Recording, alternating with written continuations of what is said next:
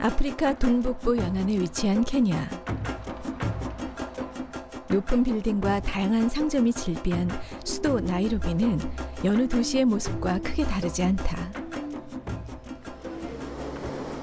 그런데 나이로비에서 경비행기로 2시간, 자동차로는 11시간을 달려 북쪽으로 가다 보면 이와는 전혀 다른 모습이 나타난다. 살기 위해 날카로운 가시를 뻗치고 있는 나무, 곳곳에 쌓여있는 동물들의 사체는 이곳의 상황을 단적으로 말해준다. 여전히 먹을 것이 없어 많은 이들이 굶어 죽는 곳, 케냐의 북동부 코어 지역이다. 매일 삶과 죽음의 경계에 위태롭게 서 있는 사람들. 희망보다 절망이 가까웠던 이 땅에 구원의 손길을 내민 이들이 있다.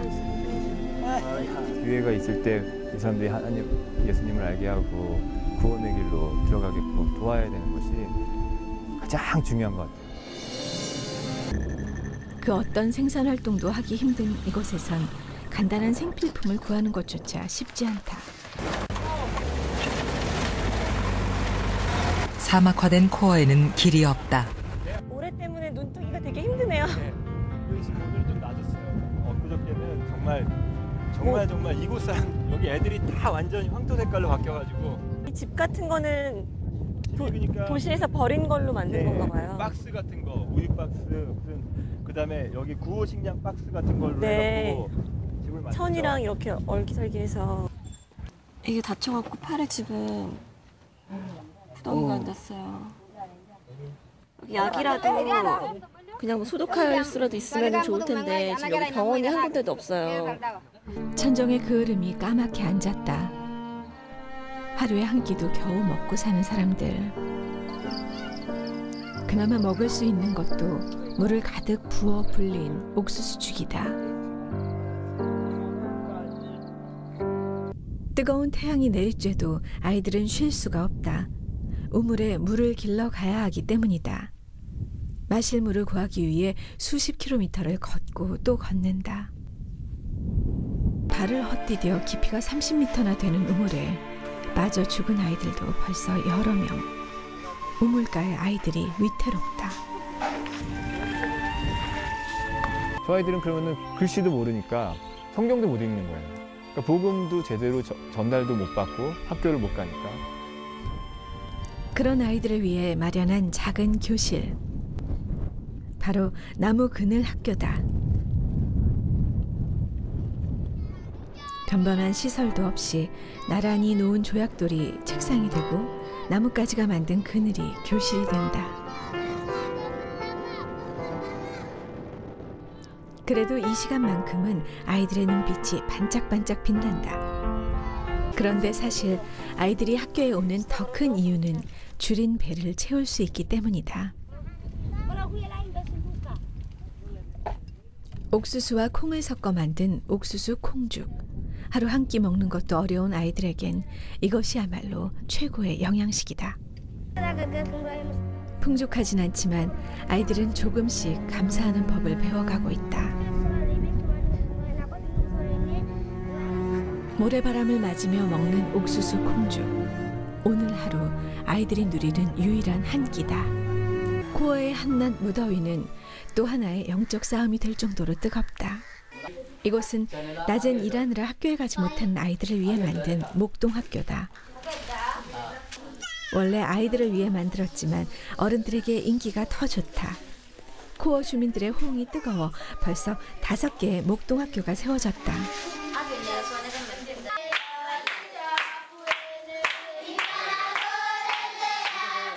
선교사가 영어로 설교를 하면 현지 동역자가 부족어로 통역을 해준다.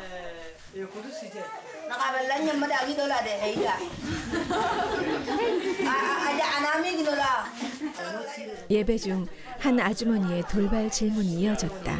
최인호 선교사는 이런 반응이 참 반갑고 고맙다. Jesus, please change my husband. 물론 계속 돕고 저희들이 할 수 있는 최대한 그걸 애들 먹이기도 하고 하지만 목적은 영원한 생명의 길로 인도하는 것. 그것이 목적이어야 된다. 모처럼 온 가족이 말끔하게 차려입고 집을 나선다. 그런데 최인호 선교사도 한지선 선교사도 몹시 긴장된 표정이다.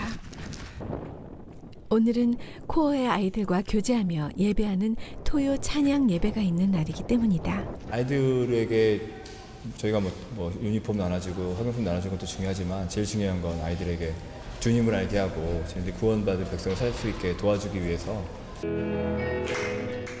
코어의 건반 소리가 울려 퍼지고 아이들도 하나둘 모여든다.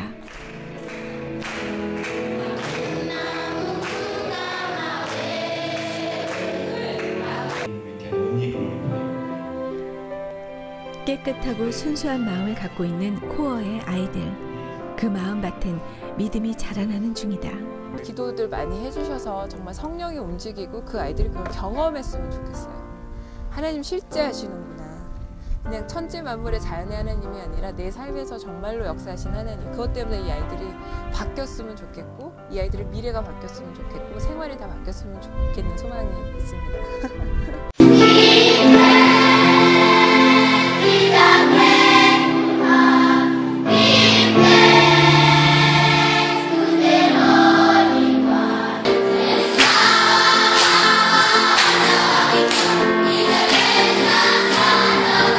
오늘 이렇게 이 교회에 오면서 너무나도 풍경이 너무 좋더라고요. 저희가 사는 지역은 이렇게 영상을 보니까 너무 또 갑자기 지난 10개월 동안 미국에 와가지고 너무나도 이렇게 풍요로운 그런 환경 가운데서 있다가 또 저걸 보니까 또 속으로는 저도 연약한 인간이죠. 제가 이렇게 이미 모든 것을 다 초월한 그런 예수님이나 바울, 예수님까지 아니더라도 바울 정도 수준이라고 되면 얼마나 좋겠습니까? 근데 저도 연약한 인간이거든요. 연약한 인간이고 여러분들보다 어떻게 보면 굉장히 아니 무슨 저런 사람이 다 선교사가 될 수 있을까? 그 정도로 참 너무나도 부족한 자이기 때문에 이런 것들을 보면 또 이렇게 마음에 약간 또 흔들림도 있고 그렇습니다. 그런데 오늘 와가지고 이렇게 예배를 드리는데 오늘 또 성가대 특송을 하시는데 그 찬양에서 내가 가는 이 길 끝에서 내 주님 만나는 그 가사가 있었잖아요. 그러는데 제가 이렇게 걸어오는 그 길들이 생각이 나더라고요. 저희 지역은 그렇게 포장이 잘 돼 있고 그런 길도 아니고 길이 없어요. 길이 없어서 이렇게 모래바람 한번 불고 나면 길이 없어져가지고 어떤 마을을 갔던 마을인데 찾아가는데 또다시 막 헤매야 되고 그런 곳입니다. 그리고 가시밭이 많고 그리고 뭐 돌짝밭이고 여러 가지 것들이 사실 환경적으로는 너무나도 그런 곳이 있고 그리고 또 영적으로도 그곳에서 저희가 있는 지역에서 한 600km 정도 뭐 마일로 한 300마일, 400마일 안에 반경 안에 한국 선교사는 아무도 없고 저희만 있거든요. 뭐 그러다 보니까 여러 가지로 같이 이렇게 한국말로 기도하고 예배하고 하는 것들에 대한 갈망함 여러 가지 것들이 사실은 굉장히 쉽지 않은 그런 길인데 그 길을 그래도 12년이라는 시간 동안 이렇게 오게 하시는 그 모든 것은 결국은 내가 정말 그 하나님의 은혜를 경험하고 또 그 가운데에서도 그 길 가운데에서도 날마다 제가 기대하지 않았던 그런 것들을 이렇게 주시는 하나님의 은혜가 있었기 때문에 왔구나라는 마음에 굉장히 마음이 다시 한번 이렇게 뜨거움이 있었습니다. 미국에 처음에 왔을 때 작년 10개월 전에 미국에 왔을 때 정말 저희 마음이 좀 충격이었어요. 저는 처음 안식년을 갖는 거 12년 그러니까 제가 신대원 졸업하고 바로 아프리카 저 북쪽 케냐에서 또 나이로비 도시에서 사는 곳이 아니라 속았기 때문에 그 오지로 들어가게 됐어요. 거기에 미국 선교사님이 거기서 한 20년 정도 싱글 여자 선교사님이 그분이 이제 저희 국제 단체였기 때문에 이런 사람이 필요하다 그러면 이제 웹사이트에 올려놓으면 한국 본부에서 여기 지원해보라고 그래가지고 거기에 제가 지원을 했거든요. 그랬더니 그분이 이제 오라고 그래서 그래 아프리카 나는 사실 아프리카를 꿈꾼 건 아니었지만 그래도 여기가 나 같은 사람 필요한다면 가겠다 그랬는데 이분이 이제 그 지역에 대해서 소개가 이렇게 이메일로 왔는데 나이로비에서 2시간 정도 그 수도에서 2시간 거리라고 2시간 정도 거리면 뭐 왔다 갔다도 한 번씩 하고 좋겠다. 근데 그게 경비행기라는 걸 안 써놓은 거죠. 비행기로 2시간이란 말 안 써가지고 차로 2시간이죠, 여기서 당연히. 속아서, 그리고 이제 또 처음에 20년 그때는 이렇게 선교사로 딱 나갈 때는 아골골자 밴드리가 어디든지 가오리다. 그 찬양 부르면서 가거든요. 근데 이제 시간이 지나면 그 찬양 부르는 걸 좀 주저하게 돼요. 아프리카 선교사들. 왜냐하면 진짜 이렇게 그런 환경적으로 영적인 얘기를 하는 건 아닙니다. 저는 분명히 영적인 얘기가 아니라고 말씀드리는 거는 제가 10개월 동안 미국에서 저는 너무나도 여기는 천국 같다라는 마음에 이렇게 무방비 상태로 쉬려고 딱 이렇게 했다가 제가 영적인 것들을 경험하면서 와, 여기가 진짜 눈에 보이지 않는 알골골자 빈들이다. 특히나 이쪽 너무나도 풍요로워 보이는 이 코네티컷 지역, 뉴잉글랜드 지역은 정말 영적으로는 너무나도 황폐화되어지고 여기에서 하나님을 붙들고 천국으로 가는 그것이 정말 쉽지 않겠다. 여기에서 목회하시는 우리 김정원 목사님 같은 분들 정말 대단하신 분들이라서 제가 완전히 존경의 눈빛으로 보게 됐습니다.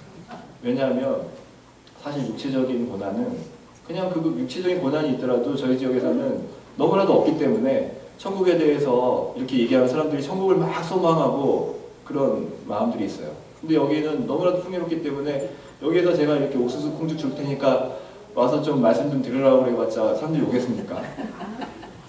여기는 뭐 아무리 갖다 그런데 저희 동네는 사람들이 너무나도 없기 때문에 환경적으로도 열악하기 때문에 저희 동네 사람들은 천국이라고 표현하는 그들의 천국은 이런 초록색이에요. 초록색. 풀이 있고 나무가 우거진 초록색이 그들은 천국이라고 하고 벌써 여기는 이미 천국이 다 이루어졌잖아요. 그들의 마음에는. 그런데 여기에는 사람들이 그러다 보니까 하나님과는 관계없는 그냥 자기 나름대로의 그냥 천국을 여기서 만들어 가다가 정말 자칫하다가는 가장 중요한 마지막 날 정말 가장 그 귀한 영원한 생명에서의 영원한 나라 주님과 함께 있는 것을 놓칠 수도 있겠구나. 너무나도 우리는 단순해요.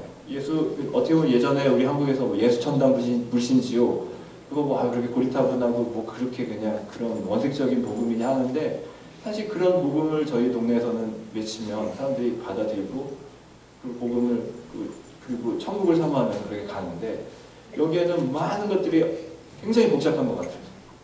복잡하고 생각을 많이 하고 너무나 똑똑한 사람들이 많다 보니까 저희가 어저께 OMFC에 지금 남은 가정이 한 4가정 정도 됩니다. 지금 몇 가정은 이미 가셨고 근데 4가정이 보스턴에 한번 우리가 애들 데리고 한번 가자 그래서 저희가 어제 보스턴을 갔었어요. 보스턴에 가고 보스턴에 계신 또 어떤 한국 목사님이 도와주셔가지고 하버드, MIT 그렇게 구경을 하고 하는데 거기에 이제 그 하버드 앞에 있는 어떤 그 유니테리안 교회를 설명해 주시더라고요. 그러니까 그런 하나님이 예수님을 인정하지 않고 하나님이 세상을 창조하신 거는 인정하는데 하나님이 이 세상을 그냥 우리에게 맡겨놨다. 인간에게 맡겨놨다. 하나님은 그냥 거기에 인간들이 다 하도록 한다라는 하나님과는 완전히 구별돼 버린 떨어져 버린 그런 신학과 근데 그게 신학이라고 할 수도 없는 거예요. 사실은 그것이 그냥 하나님을 믿지 않는 것보다 더 무서운 그런 풍조인데 그 풍조에 그냥 휘말려 가고 근데 그것들이 다 어디서 나오냐면 이 똑똑하고 지성인이다 하는 그런 마음에서 나온다는 것을 보게 됐을 때 참 여기가 더 어렵다. 주님 붙들기가 더 어렵구나 하면서 사실 저는 저희 동네 저렇게 물 부리러 2시간씩 걸어가는 아줌마들 그리고 그 아이들, 못 먹는 아이들이 나에게 맡겨진 양들이다. 이 미국에서 그래도 이렇게 좋은 환경에서 살고 계시는 한국 분들은 나랑은 상관이 없다는 생각이 작년 10개월 전에 왔을 때 저 안에 있었어요. 근데 난 여기서는 나 혼자 잘 쉬다가 너무 지쳤으니까 쉬다가 그냥 갈 거라고 했는데 하나님께 영적인 눈을 뜨게 하시면서 기회가 있을 때 우리 성도님들 정말 이런 가운데서 주님께서 붙을 수 있도록 기도하면서 좀 도울 수 있는 길이 있다면 해야겠다라는 마음을 제가 갖게 되었습니다. 그런 가운데 오늘 이렇게 이 교회도 이제 한 달이면 저도 다시 케냐로 돌아가는데 이렇게 하나님께 기회를 주셔가지고 여러분 앞에 쓰게 된 것 같습니다. 제가 12년 전 아프리카 너무나도 못 먹고 못 입고 하는 그 지역으로 갔을 때 우리가 선교사로서 또 크리스천으로서 저희가 하고 싶은 일이 무엇입니까? 먹이고 입히고 하는 거잖아요. 그리고 저희 단체는 그런 기아다책이라는 단체고 그런 구제 사업을 주로 하는 단체이니까 떡과 복음, 떡을 통해서 지금 사실 그것도 여러 가지 이야기가 있어요. 떡과 복음을 우리 같이 한다고 하는데 떡이 중요하냐, 복음이 중요하냐, 뭐 이런 거 가지고도 뭐 서로 이렇게 얘기하는 경우도 있는데 저는 제 삶을 통해서, 제 경험을 통해서, 제 실수를 통해서 하나님께서 가장 중요한 것은 복음이라는 것을 갖다가 깨닫게 하셨어요. 그래서 작년에 CBS에서 저희를 취재하러 왔을 때 그때는 기독교 방송이기 때문에 제가 마음껏 그 얘기를 할 수가 있었어요. 가장 중요한 건 복음이다. 물론 먹여야 돼요. 굶어 죽어가고 있는데 그걸 모른 척하는 것은 그거는 주님께서 가장 싫어하는 것이니까. 먹이지만 먹이는 내가 이유, 그것을 해서 지속적으로 하는 경우 결국은 그들이 스스로 주님을 알게 하고 주님과 연결되게 하는 것이 가장 중요하다는 것을 제가 깨닫게 됐는데 저는 그것이 저한테는 어떻게 보면 굉장히 중요한 깨달음이었어요. 2003년에 저희가 케냐를 처음 가가지고 2살짜리 저희 큰애를 데리고 가가지고 그 2시간 거리 그곳에서 아무도 한국 선교사들은 대부분 케냐에만 100가정 정도가 있습니다. 100가정 정도가 있는데 그 중에 80가정 정도가 나이로비 대도시에서 살고 있고 그 중에 한 10가정 정도는 나이로비 근방에 살고 계시고 나머지 한 10손가락만 좀 이제 오지에 들어가서 사역을 하시고 계시는 가운데 제가 들어갔던 그 당시에 들어갔을 때 제가 기록을 세우는 거였어요. 한국 선교사 중에 가족을 데리고 가장 깊은 곳에 들어가는 선교사다. 케냐에서 나이로비에서 저한테 그런 얘기를 했었어요. 그러니까 제가 좀 우쭐했죠.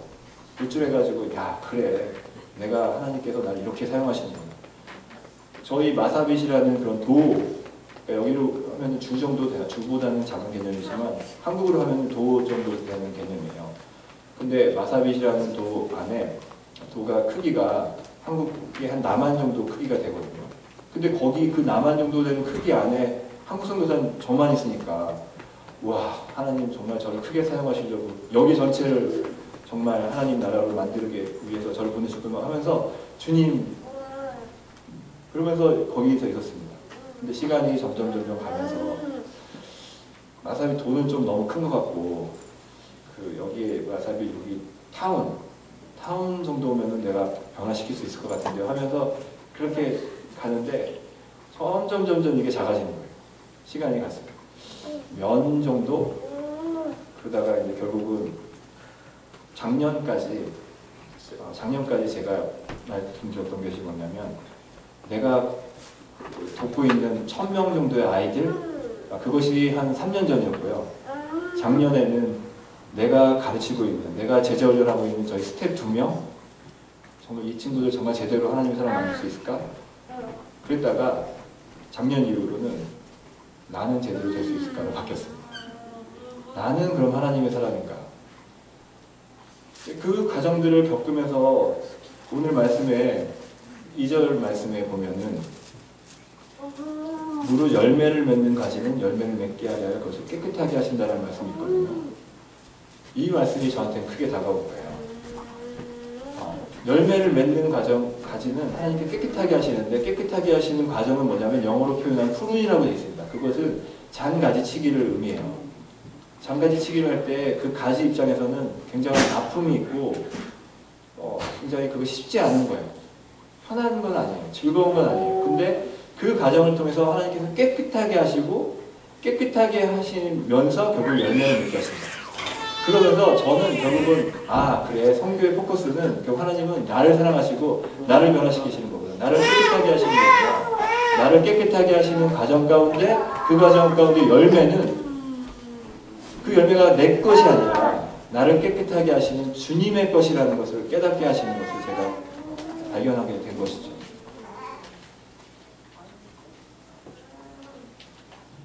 여러분들에게 저 선교사님 정말 훌륭해. 저렇게 대단하셔 라고 그리고 여러분들이 박수를 받을 것 저도 많이 있거든요.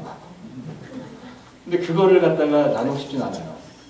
왜냐하면 주님 앞에서 결산하고 싶어요.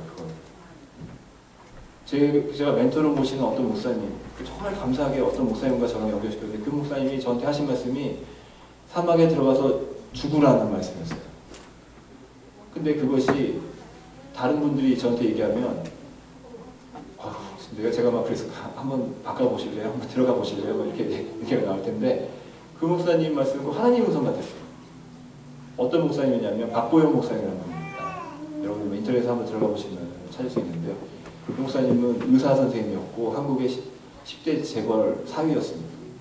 근데 주님을 만난 순간 다 버리고 모든 재산을 다 가난한 나가지고 노숙자들에게 들어가서 사시면서 그들과 같이 지금도 30명의 버려진 아이들과 살고 계세요.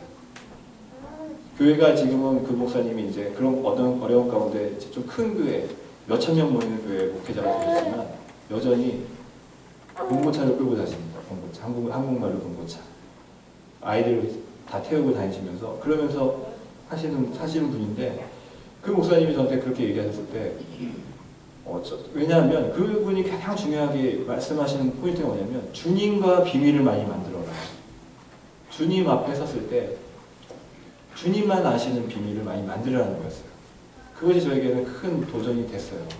근데 이미 그러니까 아직 그 비밀로 제가 그래도 아직 숨겨놓은 것이 몇 개 있지만 그래도 제가 몇 번 이렇게 설교하다가 이미 입에서 나온 것이 예전에 은혜를 받지 못했을 때 그냥 자랑하느라고 나왔던 것들을 얘기하면은 제가 말라리아를 벌써 7번이나 걸렸고 저희 아이도 태어나자마자 둘째, 셋째는 케냐에서 태어났는데 태어나갖고 아무것도 오늘 갑자기 그 생각이 나는 거예요.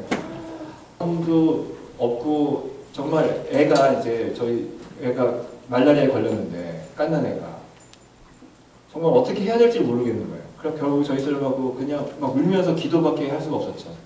근데 지금 갑자기 오늘 그 생각이 딱 나는 거예요. 아까 그 찬양 이 길 끝에서 주님을 만나려 하는데 이 길을 생각했을 때 그 모습이 그래 또다시 또 어떤 일들이 벌어질지 몰라요. 사실은 케냐가 지금 굉장히 테러가 많이 나고 지금 한 달 전인가 한 달 반 정도에 또 엄청난 그 사건이 있었잖아요. 근데 그 테러 사건은 제가 사진을 보니까 그냥 사람들을 갖다가 다 죽은 사진들이 막 있더라고요. 근데 그런 걸 볼 때 저도 되게 두려움이 있어요. 저희 나이로비에서 저희 지역까지 차로는 한 11시간 운전해 가야 되는데 11시간, 12시간 운전해 가야 되는데 길이 포장도로가 아니라 비포장에 진짜 아무도 없는 기름도 주유소가 없기 때문에 제리캔을 갖다가 갖고 다녀야 되고 타이어도 빵꾸나도 어떻게 할 수가 없으니까 3개씩 달고 다녀야 되는 그런 길을 또 가야 돼요. 또 애들 지금 이제 저희가 세 명이 있는데 큰 애는 지금 기숙사학교에 있었고 둘째는 홈스쿨하고 있었고 근데 얘도 이제 케냐 돌아가게 되면 기숙사로 보내야 되고 막내 이제 지금 유치원에 다니는 뒤에 아이만 데리고 또 사막을 들어가야 되는데 제가 알아요.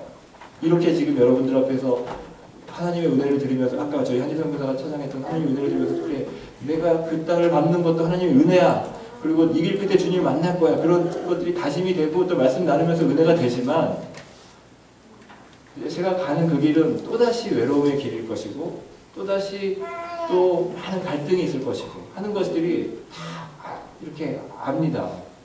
왜냐하면 제가 완벽한 사람이 아니라는 걸 제가 너무나 잘 알기 때문에. 근데 갈 수 있는 거는 뭐냐면 이 열매를 맺는 분이 주님이시라는 거예요. 저는 그분 아까 목사님 기도 가운데 나오신 것처럼 주님 옆에 붙어있기만 하면 되는 거예요. 그 붙어있는 것만 제대로 하고 있으면 저절로 열매들은 계속해서 맺어서 나가신 것, 열매들을 또 주님께서 기뻐하시고 또 여러분들에게 이렇게 나눌 수 있는 그런 기회가 또다시 하나님께서 우리가 허락하실 것이라는 것입니다.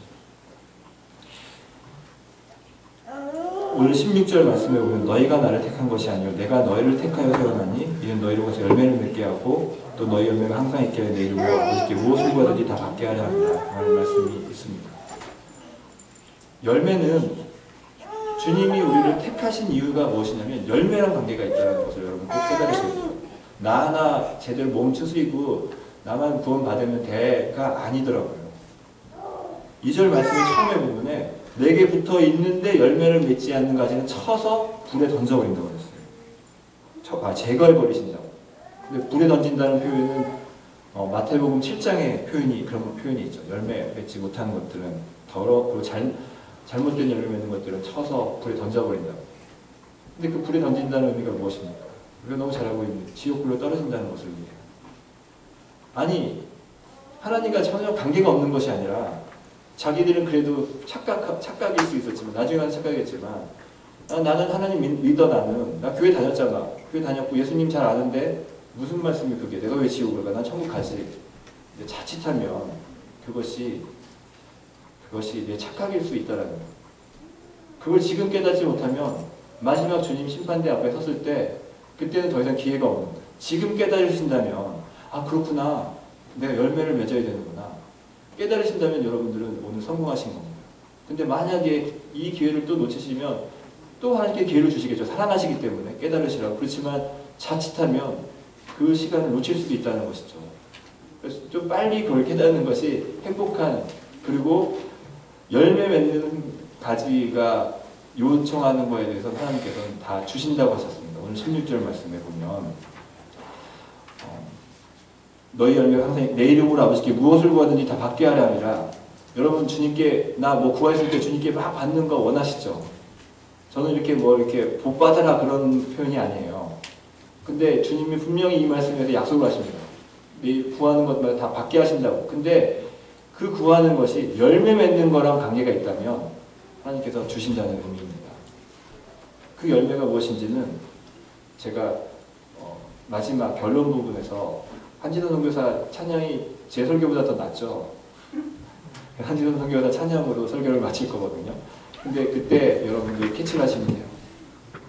근데 그러니까 하나님 곁에 내가 붙어 있었다고 해서 그런 것이 그 정도 나만 이렇게 은혜 받고 나만 구원 받는다는 것이 하나님의 목적이 아니라 나를 깨끗하게 하게 하시고 나를 그렇게 하시지만 나를 통해서 결국 하나님께서 또 다른 열매를 맺기를 원하시는데 그 열매를 맺지 못하면 자칫하면 하나님과 관계가 없는 사람이었을 수 있다는 것을 여러분들에게 말씀드리는 거예요.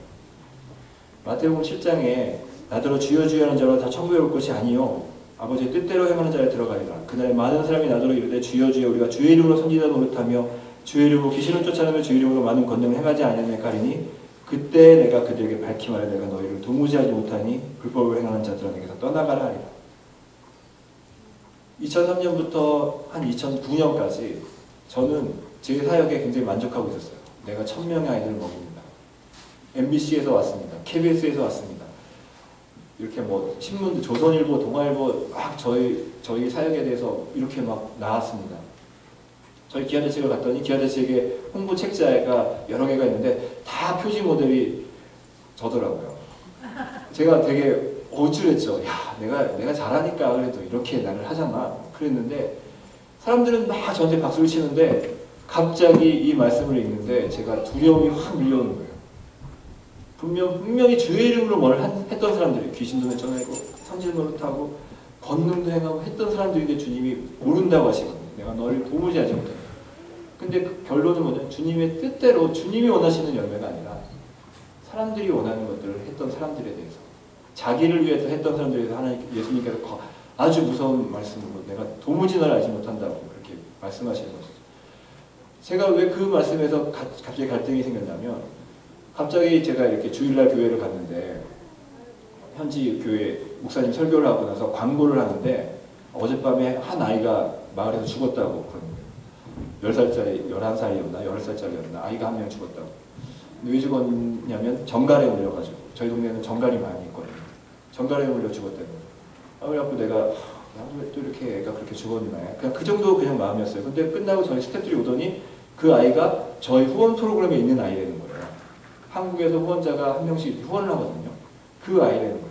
아니 뭐 하고 그래가지고 깜짝 놀라가지고 그럼 어떻게 됐냐고 그랬더니 아침 5시에 애가 죽었는데 무덤에 벌써 묻어버렸다는 거예요.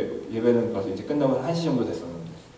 그래갖고 제가 이제 그러면은 좀 너무 막 놀라는 거예요. 그러면서 그럼 빨리 가보자. 그래갖고 이제 거기를 무덤을 갔더니 그냥 흙으로 덮어놨더라고요. 흙으로 덮어놨는데 어른들 무덤은 막 돌을 이렇게 해놔가지고 그래도 무덤 형태가 있는데 이렇게 보면 웅덩이가 있어요. 웅덩이가. 저건 뭐냐 그랬더니 저건 애들 무덤인데 하에다가 다 파갔다는 거예요. 그럼 얘도 그렇게 될 건가? 막 그러고 나서 이제 막 계속 이제 저는 혼란스럽고 충격이었죠. 그리고 나서 그 아이가 있는 그 마을에 빨리 가보자. 그 집에를 방문해보자. 갔어요. 갔는데 아까 영상에서 봤지만 저희들 마을은 이렇게 미국처럼 큰 마을이 아니라 집들이 동그랗게 이렇게 그냥 다 조그만 움막들이 이렇게 모여있기 때문에 그냥 마을 공동체거든요. 근데 갔는데 아이가 아침에 죽었다는데 아무도 마을에서 우는 사람이 한 명도 없는 거예요. 그 애랑 같이 놀만한 그런 애들은 그냥 여전히 그냥 흙에서 놀고 있고 그 집에 갔더니 할머니랑 둘이서만 살던 애였는데 할머니만 제 손을 물고 막 우는 거예요. 그래갖고 제가 이제 막 기도해주고 그리고 나서 집에 왔는데 갑자기 마음에 질문이 하나가 딱 들어오는데 제가 못 견디겠는 거예요. 질문이 뭐였냐면 이 아이가 천국에 갔을까? 질문을 딱 하는데 내가 이 아이한테 옥수수 죽을 얼마나 많이 줬지? 내가 유니폼을 얼마나 줬지? 학용품을 얼마나 줬지? 그런 거는 아무 소용이 없는 거예요. 얘한테 내가 예수님을 제대로 전했나? 얘가 예수님 알아야지. 예수님 정말 믿어야지 얘가 천국 가는데 그 순간 가장 단순한 거잖아요, 사실. 가장 우리 기독교의 우리 가장 기본 바탕인 예수를 믿어야 천국에 간다는 그것이 갑자기 저한테는 큰 깨달음으로 다가오는 거예요. 저는 그냥 사실은 선교라고 하면서 선교가 뭡니까? 하나님의 미션으로 가는 건데 하나님이 결국은 영혼을 구원하기 위해서 하시는 거지 먹이고 입히고 하시기 위해서 하는 게 아니거든요. 그거는 하나의 부수적인 과정일 뿐이지. 하면서 제가 그때 너무나도 큰 충격이었고 그때 막 울부짖게 됐어요. 주님 앞에 너무 두려움이 있어가지고. 왜냐하면 이 아이가 핏값을 저한테 돌리실 것 같아가지고. 그리고 나서 일주일 뒤에 그 무덤에 또 가봤더니 벌써 파갔더라고요. 웅덩이가 이렇게 있어요. 제가 그런 사진들을 다 준비해 왔는데 이렇게 좀 그 사진은 좀 오늘 보여줄 수 있는 시간은 안 될 것 같고요. 뭐 그게 중요한 것이 아니라 그러면서 그 아이의 그 죽음이 저한테는 제가 그러면서 기아대책 간사들한테 메일을 하나 보냈어요. 뭐라고 그랬냐면 저는 이곳에 가난을 팔아먹고 사는 버러지 같은 인간입니다. 그게 메일 제목이었어요. 제가 그런 것들이 가난을 팔아먹는다는 표현을 쓸 수 있었던 것은 지금 아프리카는 특히나 이거는 선교지마다 다 달라요. 모슬렘권은 또 다릅니다. 아프리카는 너무나도 사람들이 가난하고 못 먹는 거에 포커스가 돼 있어가지고 그냥 너도나다가지고 그냥 먹이고 입히고 하는 거에 막 경쟁을 벌여요. 저희 동네에 이렇게 앉아있으면 막 일본 뭐 자이카라고 있어요. 일본 정부에서 하는 그런 원조 프로그램. 일본, 독일 단체, 뭐 막 전 세계 그런 데서 온 사람들이 한마디로 이렇게 구호하고 개발하는 사람들이 막 경쟁을 벌이면서 다닙니다. 근데 그 사람들이 하는 일은 더 어떻게 보면 우리보다 더 잘해요. 개발하고 하는 것들을. 근데 제가 그러는 그 코어라는 그 사막에 들어가서 제가 해야 되는 일이 미국처럼 그런 경제 개발을 이뤄가지고 뭐 그렇게 그 사람들을 세우는 일이겠습니까? 아니면 그들의 영혼이 주님께로 돌아가게끔 도와주는 것이겠습니까? 근데 사탄은 교묘하게 아프리카의 많은 선교사들을 아프리카를 또 돕는 교회들을 그걸로 이렇게 올가미를 잡아요. 그게 나쁘다는 게 아니라 그게 제일 중요하죠. 하지만 그 과정일 뿐이고 목적은 그걸 통해서 그리고 결국은 복음을 전달해야 되고 그들이 주님을 알게 되는데 이게 너무 커요. 이 과정이. 그래서 모든 것이 거기에 빠지게 해요. 돈과 에너지와 선교사들이 저 같은 경우도 그래요. 1000명의 아이들을 먹이고 뭘 하다 보면 이 재정 보고서 쓰고 뭐 하는 거에 거기가 더 바쁘지 복음을 전할 시간이 없는 거예요. 영수증 정리 잘해야 되거든요, 저희. 근데 제가 주님 앞에 딱 갔을 때 주님이 열매를 보여달라고 저한테 할 때 주님 제가 이렇게 깨끗하게 온 재정을 잘 풀려보내고 영수증 처리를 이렇게 잘했습니다. 갖고 갈 수 있을까요, 주님 앞에? 주님 앞에 제가 갈 때 주님 앞에 보여드릴 수 있는 열매는 제가 좀 결론을 먼저 말씀드리지만 보면은 영원히 그러니까 항상 있게 하는 열매 요한복음 15장 16절에 너희가 너희로 가서 열매를 맺게 하고 또 너희 열매가 항상 있게 하여라고 되어 있는데 항상 있게 하여가 한국말로 표현하니까 이게 좀 오해가 될 수 있는데 뭐 열매가 항상 뭐지 저게 했는데 영어 성경에 정확히 표현이 되어 있어요. I choose you and appoint you to go and bear fruit, the fruit that will last. 열매가 영원토록 있을 열매를 맺게 한다는 거죠. 영원한 열매라고 오늘 제목을 제가 잡았는데 그럼 영원한 열매가 도대체 무엇일까? 저희들이 천국에 모두 갈 것입니다. 주님 앞에 다 섰을 텐데 주님이 열매를 보여달라고 할 때 제가 말씀드린 것처럼 내가 이렇게 영수증 처리 잘했어요, 잘 먹였어요 하는 그걸 보여드릴 것이 아니라 그곳에서 주님께 보여드릴 열매가 있어야 된다는 것이죠. 천국에 들어갈 수 있는 주님 앞에 갈 수 있는 존재는 단 하나밖에 없습니다. 예수 그리스도의 보혈로 깨끗하게 십자가에 의지하여서 죄를 씻음받은 영혼들, 사람들만 천국에 갈 수 있다는 것이죠. 요즘 한국에 가서도 제가 그것 때문에 좀 많이 헷갈렸는데, 미국 와가지고 얼마 있다가 제가 이렇게 무슨 뉴스를 봤는데 LA 어떤 교회에서 애완동물들을 다 교회에 데리고 와가지고 주일날 와가지고 동물들에게 축복 기도를 받게 하는 그런 교회가 있더라고요. 거기 한국 성도들도 되게 많이 있더라고요. 여자 무슨 백인 목사님인데 개, 고양이, 거북이 다 데리고 막 그러니까 제가 표현이 죄송합니다. 개판이 있죠. 개가 막 계속 짖으니까 예배 시간에. 근데 그거를 뭐 이게 더 자주 하겠다니 한 달에 한 번씩 합니다. 근데 그걸 제가 보는데 정말 뭐 기가 막혀가지고요. 아무리 우리가 개하고 고양이 가서 축복기도 하고 막 그런다고 해서 걔네들이 천국에 갈 수 있습니까? 천국에 갈 수 있는 존재는 하나님의 형상으로 입었지만 하나님과 관계가 되었고 그렇지만 하나님께서 다시 돌아오게 하셔가지고 주님께 돌아온 사람들 뿐이라는 거예요. 천국에 가서 열매는 바로 거기서 보여줄 수 있는 그 열매라는 것입니다. 그 열매에 대한 부분은 이따 한진성교사 땡큐라는 찬양을 할 건데요. 그 찬양 가사를 잘 들어보시면 아 저런 의미구나. 그럼 내가 내 삶을 통해서 어떤 열매를 맺어가야 될지 여러분들이 더 이렇게 깨닫게 되실 것입니다. 미국에서 참 아쉬운 것이 안타까운 것이 저도 마찬가지예요. 저도 계속 과제지만 모슬렘이 왜 이렇게 요즘 계속 확장을 많이 하냐면 모슬렘들은 애를 많이 낳거든요. 애를 많이 낳는데 낳으면 무조건 모슬렘이에요. 얘네들 선택할 수가 없어요. 막 때려서 코란을 못 외우면 막 매달아 놓습니다. 거꾸로 매달아놔요. 부모가 애를. 그렇게 하면서 또 부인은 뭐 몇 명씩 두니까 애는 더 많이 낳죠. 그렇게 이미 막 모슬렘은 그렇게 커나가요. 근데 우리 기독교는 자유함을 추구하다 보니까 자유함이 근데 죄에서의 자유함인데 자칫 잘못 이해해가지고 하나님으로부터 자유? 그냥 그러면서 자녀들에게도 강요를 못하는 거죠. 제가 어렸을 때 제가 교회 안 간다고 주일학교 안 간다고 막 주일날 제가 꼭 아침에 교회 갈 시간에 은하철도 공부라는 만화가 있었어요. 그 시간에 꼭 그걸 해가지고 막 가기가 그거 봐야 되는데 막 그러면 저희 어머니가 성냥불을 갖다가 이렇게 해가지고 너 지옥은 손가락 갖고 와봐 이렇게 하면서 너 막 뜨겁다고 막 그러면 지옥은 이거 훨씬 뜨거워.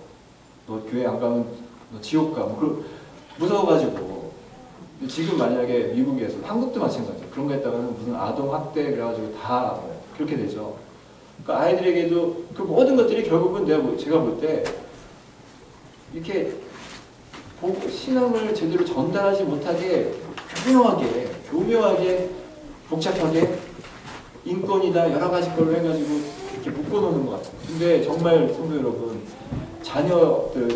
자녀라도 지금 말 들을 수 있는 나이라면 때려서라도 미국 경찰한테 안 걸리게 잘 지혜롭게 그래갖고 좀 돌아오게 해야지. 정말 중요한 문제예요. 이 문제가. 이 세상에 잠시 살고 정말 영원한 세계를 놓치게 되면 얼마나 불쌍한 존재들이 됩니까? 근데 그 열매 맺는 거. 그러니까 제가 말씀드린 것은 이 열매에 대해서 여러분들에게 강조를 하기 위해서 이렇게 계속해서 말씀을 드려요. 근데 이 열매를 맺는 과정에서 제가 이 부분만 말씀을 드릴게요. 제가 이렇게 뭐 잘난 척 할 수도 있었지만 하나님께서 저를 정말 아무것도 아니었던 내가 했던 모든 것들이 정말 잘못된 것 같은 그런 아픔 가운데 있을 때 하나님께 깨닫게 하셔서 그래 정말 주님께서 원하시는 일을 하자. 주님께서 맺는 열매를 하자. 그렇게 다짐을 하고 나가는데 여전히 저는 연약한 존재인 거예요.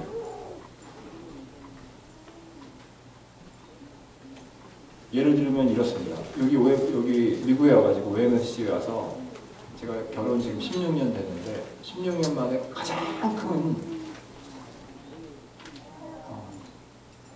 부부싸움을 했습니다. 가장 심한 부부싸움.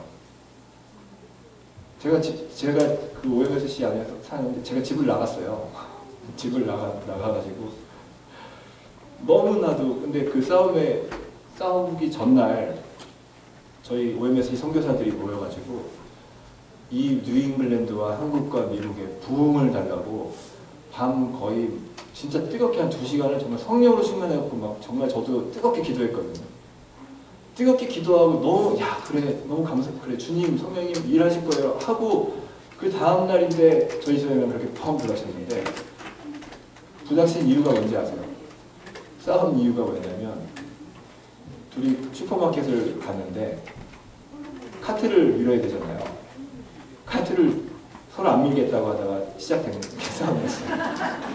아니 선교사님 그 아프리카에서 그런 데서 이렇게 사역하시는 훌륭한 분이 뭔 그게 제가 연약한 인간이라는 것 같아요. 여러분에게 말씀을 드리는데 그렇게 카트 아무것도 아닌 거였죠. 제가 커피를 한 잔 들고 있었는데 한 손으로 밀기 힘드니까 이렇게 했는데 제가 커피를 들고 있는데 저한테 커피를 왜 이렇게 커피를 오래 마시냐고 한마디 한 것이 아니 내가 커피 좀 마시겠 그러다가 이제 말이 점점 나가다가 아니 옛날에도 그래 둘이 이제 옛날 얘기도 끝내고 하면서 일이 점점 커지는 거죠. 그래 커지다가 이제 밤에는 결국은 제가 집을 나가가지고 멀리 나간 건 아니었고요.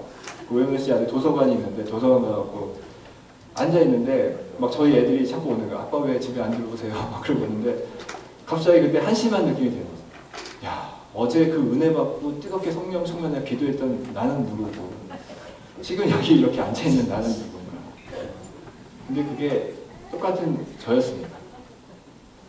제 안에 있는 죄성이나 우리가 정말 예수님 믿는 그날 바로 예수님처럼 바뀌어버리면 얼마나 쉽겠어요, 신앙생활이. 근데 잘 안 돼요, 그게. 길이 필요해요, 길이. 예수님을 딱 믿는 그날이 아니라 우리가 예수님이 마태복음 7장에 보면은 좁은 문과 좁은 길이 나오잖아요. 문만 있으면, 문은 사실 문 하나 열고 한 발짝만 들어가면 끝나는 게 문인데 길이 있습니다, 길이. 여러분들 집에 가시는데 교회에서 문 딱 연다고 해서 집입니까? 아니잖아요. 집에까지 또 운전하고 가셔야 되잖아요. 근데 그 길이 정말 좁고 거기가 보이지 않기 때문에 쉽지 않은 거예요. 근데 거기 가운데 계속해서 내 잘못된 부분들 우리가 이렇게 주일날 와가지고 오늘 사죄의 기도를 드려야 되잖아요. 왜냐하면 내가 일주일 동안 지난주에 사죄의 기도 드렸으니까 일주일 동안 나 완전히 완벽하게 깨끗하게 살았어야 하고 고백할 수 있으면 얼마나 좋아요. 근데 속으로 주님은 우리 중심을 보시는데 속으로 지금 이제 여러 가지 죄들이 있기 때문에 어쩔 수 없어요. 계속 우리는 깨끗하게 우리의 죄를 씻어내는 그렇게 삶을 계속 살아나가야 돼요. 근데 그러면서 주님께서 그래 내가 이렇게 연약한 나구나 하면서 다시 한번 결국은 둘이 회복이 됐으니까 이렇게 왔겠죠. 와서 같이 찬양도 하고 설교도 하고 하지만 그런 과정들이 계속해서 있는 거예요. 그러니까 저도 지금 케냐 가지만 또다시 나한테 어떤 일이 있을지 모르겠는데 그렇지만 믿음으로. 왜냐하면 하나님께서 계속해서 제 손을 인도해 나가신다는 걸 아니까. 나의 연약함 아시는 그분이 인도하신다는 걸 알기 때문에. 여러분들도 포기하실 필요가 없어요. 왜냐하면 하나님께서 여러분들 붙들고 계시고 여러분들은 여러분 스스로 맺는 열매가 아니라 주님께서 주시는 것들로 맺는 사람들이기 때문에. 제가 케냐에서 있었던 일 하나만 그 에피소드를 얘기하고 이야기 마치겠습니다. 이제 저희 사역자들하고 같이 저희 스태프들을 제가 그 친구들 제자 훈련, 이 친구들 2명이라도 제대로 정말 하나님의 사람으로 키워야겠다라는 마음에 여전히 아이들 프로그램은 진행하고 있지만 거기에 제가 마음이 많이 있기 때문에 아침마다 예배를 드리는데 성경 공부를 2시간, 3시간씩 합니다. 그렇게 하는데 이제 하루는 그 친구들에게 이제 우리 아이들만 도울 게 아니라 이 마을에서 제일 좀 힘든 사람이 있으면 좀 얘기 좀 하라. 우리가 좀 돕자. 가서 기도도 해주고 그랬더니 마을에 지금 한 자매가 있는데 콩팥이 완전히 망가져가지고 죽어가고 있다는 거예요. 퉁퉁 부어가지고. 그래가지고 근데 그 자매가 딱딱한 걸 못 먹으니까 이렇게 우유가 좀 필요한데 마을에 우유가 지금 건기라서 다 떨어졌다고. 근데 저희는 그 멸균우유 박스로 되어 있는 게 있었거든요. 그걸 좀 갖다 줬으면 좋겠다 그래서 그래 그럼 우리 그걸 갖다 주자. 내일 갖다 주자. 그러고 이제 회의를 마쳤어요. 그 다음날이 됐는데 이 스태프들이 오더니 그 전날 얘기 안 했던 걸 얘기하는 거예요. 뭐라고 얘기하냐면은 근데 그 자매가 굉장한 모슬렘 집안이다. 저희 동네에 소말리아 사람들이 많이 살거든요. 소말리아 사람들이 지금 지금 재작년에 있었던 테러, 쇼핑몰에서 있었던 테러, 그리고 최근에 있었던 그 대학교에서 가리사에 있는 대학에서 있었던 테러 다 그 소말리아 사람들이 와서 하고 있는 거거든요. 좀 되게 무서운 사람들이에요. 근데 그 소말리아 사람하고 연결돼가지고 그런 모슬렘 집안이라는 거예요. 그래가지고 그렇다고 하니까 제가 갑자기 솔직한 말씀 드리면 자신이 없었어요. 제 안에 자신이 없어가지고 야 내가 목사인데 선교사인데 내가 이렇게 우유 갖다 주러 가는 거고 니네들이 잘 알다시피 나는 먹이고 입히는 것만 하려고 하는 게 아니라 복음을 전하려고 하는 건데 내가 거기 우유만 갖다 주는 거면 안 갈 거야 나. 안 가고 싶다고 막 그렇게 딱 결론을 내렸어요. 그랬더니 저희 한지선 선교사가 저보다 조금 이렇게 더 영성이 깊거든요.